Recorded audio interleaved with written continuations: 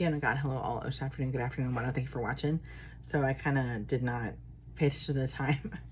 And I was saying that I didn't know that they had the hordes of newsmen, you know what I mean, swarming the people until like Princess Diana type of thing. Like they all were like respectful or whatever before then is what I thought. But like maybe they just didn't show it in the media. I have no idea. But this is like in the 20s, you know? And anyway, there was no place to hide in the seedy town. Okay, if I didn't say it, this is day 4, part B of reading Hollywood Babylon. Yeah, I didn't do that. Hollywood Babylon by Kenneth Angers.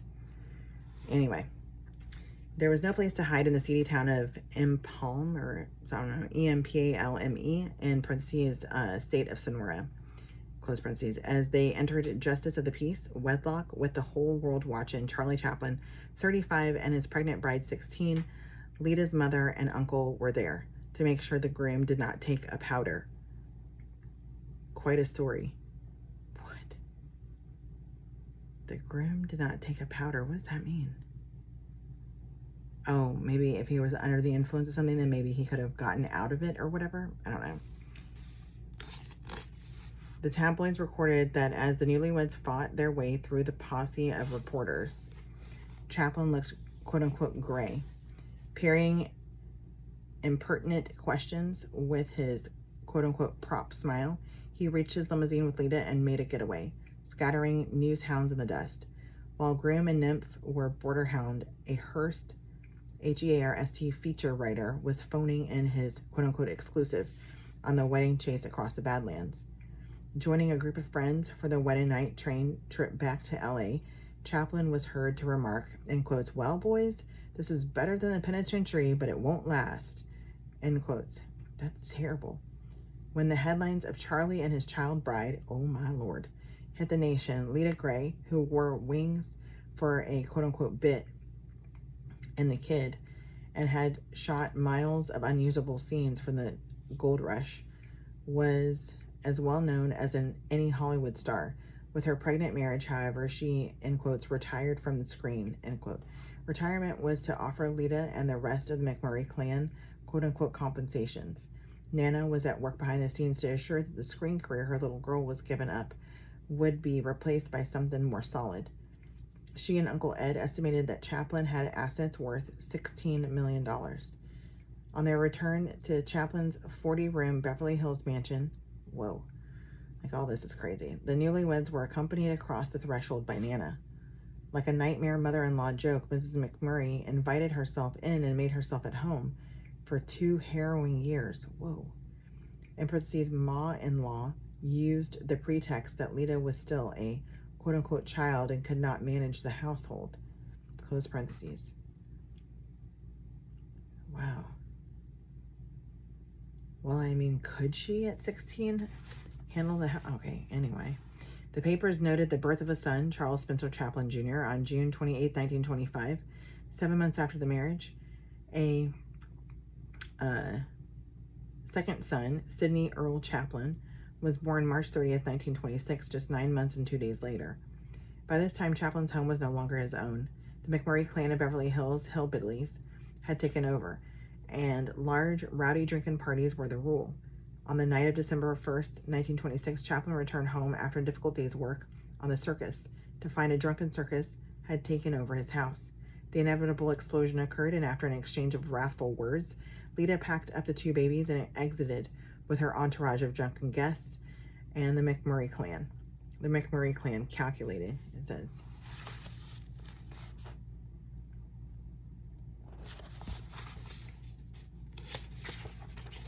By the time Lita filed for divorce on January 10, 1927, the diabolic mother-daughter, quote-unquote, money plot had long since dawned on Chaplin.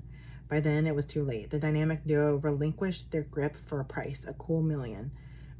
During those 2 years of married hell, little Lolita metamorphosed into ferocious Xanthippe, Xanthippe, stage managed by Nana. Chaplin's every move in the house, every exit and entrance that smacked of peccadillo, Peccadillo, Every free-thinking remark or intimate suggestion shared with his wife in bed were reported by daughter and noted down by mother in a big business ledger. It was crazy. Nana then turned over the evidence to Uncle Ed, the lawyer, and the family. When Chaplin fled, breaking off work on the circus and flee into the home of Nathan Burkan, B-U-R-K-A-N,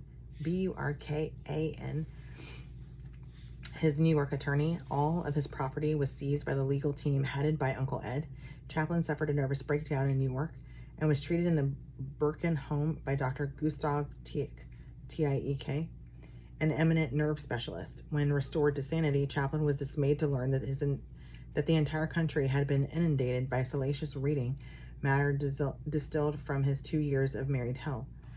Printed in pamphlet form, 42 pages long, titled Complaint by Lita Gray, the spicy little item that had all the sheiks and shebas buzzing was nothing other than a transcription of, end quotes, Lita Gray Chaplin's bill of divorcement from Charles Spencer Chaplin, end quote. This had been leaked to a clandestine scandal press by Lita's lawyers at the moment the petition was filed. This smear job sold tons of thousands of copies at $0.25 each in a few weeks. Sprinkled through the legalese was a Latin term, fellatio, that had quite a few flappers headed for a dictionary. It seems Mrs. Chaplin did not want to perform this, end quotes, abnormal, against nature, perverted, degenerate, and indecent act, end quote, in parentheses, as described by Lita's lawyers, close parentheses, while Chaplin encouraged her, end quotes, relax, dear, all married people do it, end quote. According to the complaint, from the time she became intimate with him, end quotes, the respondent never had marital relations with the plaintiff in the manner that is usual between husband and wife, end quote. This, okay, in parentheses, this rather begs the question of how she managed to conceive, close parentheses. During the divorce proceedings, the 2 baby boys were brandished before judge and photographers in a great display of motherly love. The grievances against Chaplin enumerated in the complaint came under 5 principal headings. Number 1, the plaintiff was seduced by the respondent. Number 2, the respondent requested the plaintiff to submit to an abortion when the condition of conception was confirmed. Number 3, the respondent did not consent to marry the plaintiff except after being constrained and forced to do so, and then with reservation of the intention of divorce. Number 4, to precipitate the divorce, the respondent subjected the plaintiff to a calculated plan of cruel and inhuman treatment. Number 5, the merits of these claims is proven by the immorality of everyday conversation of Charles Chaplin, by his theories concerning the most sacred objects, which he holds in contempt. In illustration of the 5th charge, Lita cited several conversations in which Chaplin made light of the institution of marriage and the sex laws of the state of California.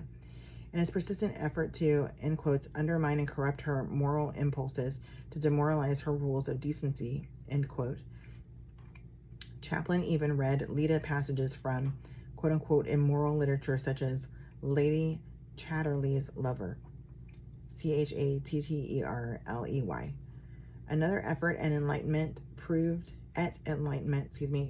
equally unacceptable, end quotes, whereas 4 months before the separation of the plaintiff and the respondent suggested that a young girl who had the reputation of performing acts of sexual perversity spend the evening at their home, and the respondent told the plaintiff that they could have some fun together, end quote.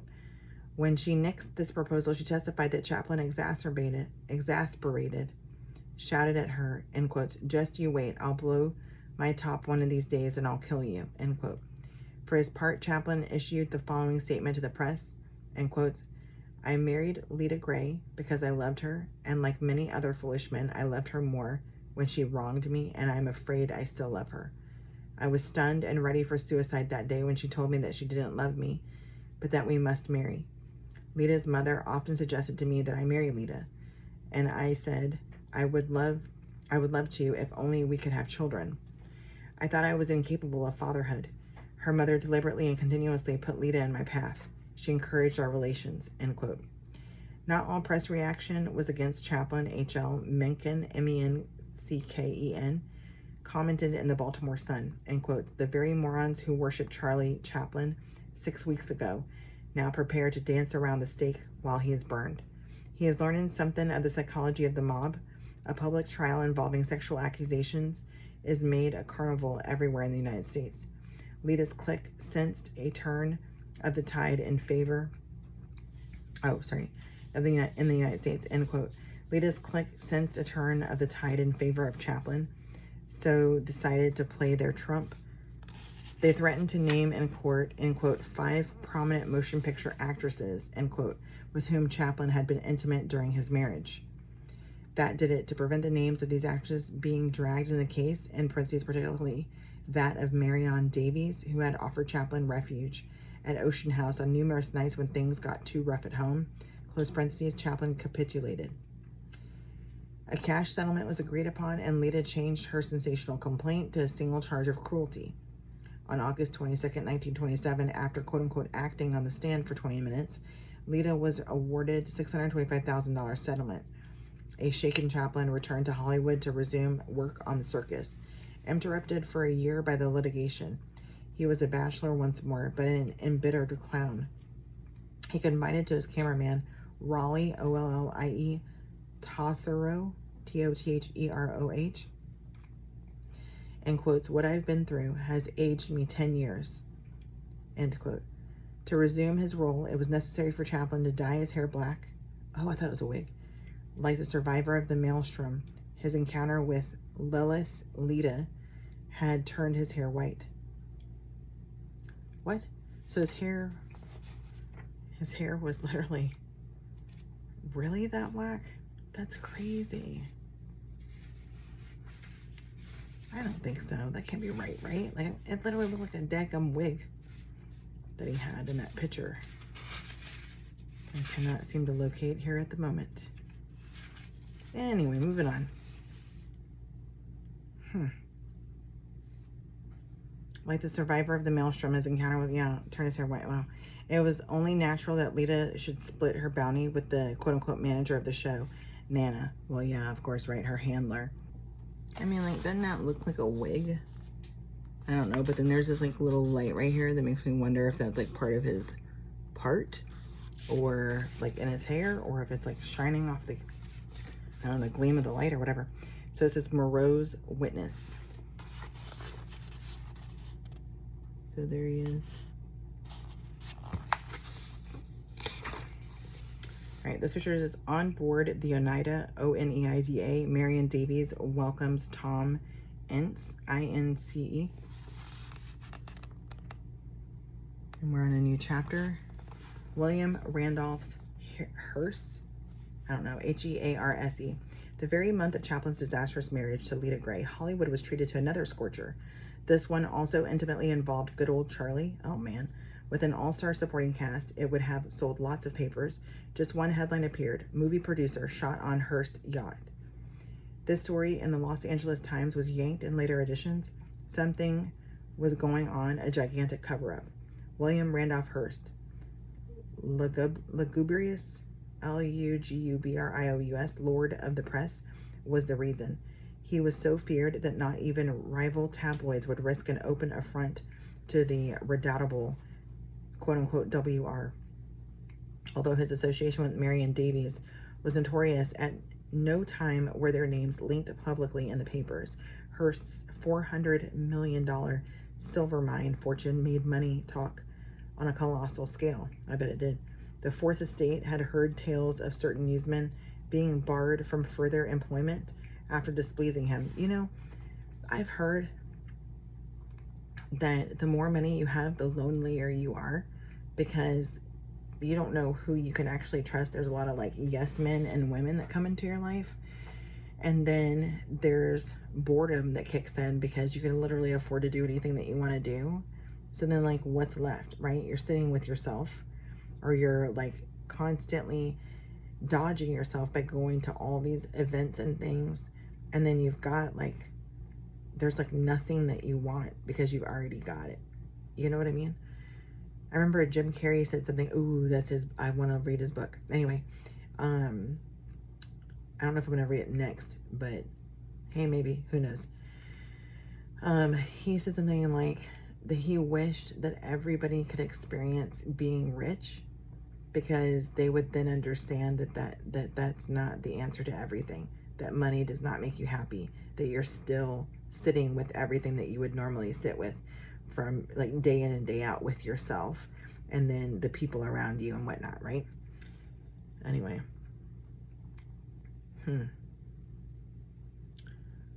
Man, that's crazy. The Fourth Estate had heard tales of certain newsmen being barred from further employment after displeasing him. Even though word of the liaison had reached some of the country's most ruthless yellow sheets for once, the Tabs decided to let a quote-unquote natural pass. Hearst set up Cosmopolitan Productions for the greater glory of Marion Davies, a vanity operation, if ever there was one. His papers and magazines incessantly proclaimed her the greatest miracle the movies had ever seen. Oh, here's a picture of her. Marion Davies in a Hearst production, The Red Mill. Oh, there we go.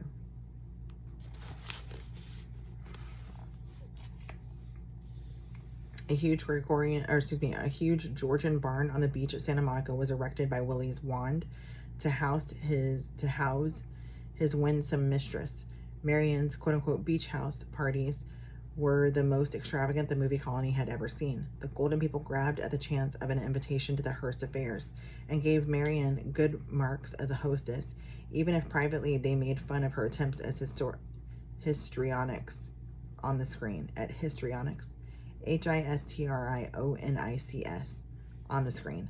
To vary the entertainment, Hearst brought his 280-foot yacht, Oneida, in parentheses, formerly a floating palace for the Kaiser, close parentheses, through the Panama Canal and kept it anchored at San Pedro. Invitations to the intimate festivities on board the barge were even more sought after than those for the spectacular quote-unquote beach house parties. The cream of Hollywood's charm circle received Hearst's invitation to a cruise of the Oneida, scheduled to depart November 15, 1924, for a jaunt to San Diego. The occasion was celebrating the 43rd birthday of Thomas H. Ince, I-N-C-E, I don't know, a pioneer producer-director, and quotes, father of the Western, end quote. Hearst was in the midst of negotiations with Ince to use his Culver City studio as a base for Cosmopolitan. Among the 15 guests were several friends of Ince's, including his business manager, George H. Thomas, and his mistress, actress Margaret Livingston. In parentheses, it says, wife Nell would not be there. Oh, that's disgusting. To have a mistress, like, come on. Close parentheses. Other guests included British author Eleanor Glyn, actresses Eileen, A-I-L-E-E-N, Pringle. I wonder if she's related to the Chip people. Sina Owen and Julanna, Julanna Johnston. Dr. Daniel Carson Goodman, production head of Cosmopolitan. Joseph Willicombe, W-I-L-I-C-O-M-B-E. Hearst's chief secretary, Frank Barham, B-A-R-H-A-M. The publisher and wife, Marion's sisters, Ethel and Raine, R-E-I-N-E. And Marion's niece, Peppy, P-E-P-I. Marion Davies was collected on the set of Xander the Great at United Artists by two other guests, Charlie Chaplin and a Hearst movie columnist from New York, Luella O. Parsons. On Luella's L-O-U-E-L-L-A. On her first visit to Hollywood, they all drove down together to San Pedro. The Oneida took to sea with cargo of celebrities, a jazz band, a stock of vintage champagne, and 27-year-old Marion. A stock of vintage champagne, okay, and 27-year-old Marion and 62-year-old Big Daddy, okay, as hostess and host. Skipper Hearst set a southern route, passing Catalina and swinging down toward San Diego and Baja. Tom Ince, the guest of honor, missed the boat. He had to attend the premiere of his latest production, The Mirage, and agreed to take the last train down to San Diego, where he would board the Oneida when it docked. We'll leave it at that. Donde go hangi, we meet again. Love you, mean it.